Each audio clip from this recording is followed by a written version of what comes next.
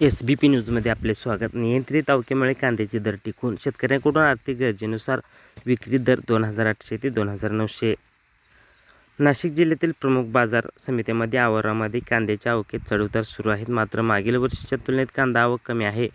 मागणीच्या तुलनेत यंदा आवक कमी आहे. मागणीच्या तुलनेत पुरवठा मर्यादित असल्याने सध्या कांद्याला प्रति क्विंटल 2800 ते 2900 रुपये दर मिळत आहेत. आवक काहीशी नियंत्रित असल्यामुळे दर टिकून आहेत. दुष्काळ परिस्थिती व तापमान वाढ असताना लागवडी झाल्या. काही शेतकऱ्यांनी पाण्याअभावी त्या सोडून दिल्या. त्यामुळे यंदा कांद्याचे उत्पादन काहीसे कमी आहे. त्यात उत्पादित कांदा चाळीत साठवला. मात्र वातावरणीय बदलामुळे साठवणूक केलेल्या कांद्याचे संभाव्य नुकसान टाळण्यासाठी शेतकरी गरजेनुसार टप्प्याटप्प्याने कांद्याची विक्री करत आहेत. मार्च अखेर कांद्याची काढणी सुरू झाल्यानंतर टप्प्याटप्प्याने कांदा बाजारात येण्यास सुरुवात झाली.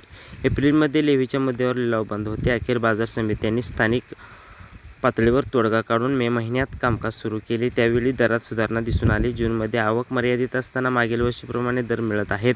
शेतकऱ्यांचा अजूनही काही प्रमाणात तोटा होत आहे. त्यामुळे निर्यातदार व व्यापाऱ्यांमार्फत अद्यापही कांद्याच्या निर्यातीला काही अंशी ब्रेक लागला आहे.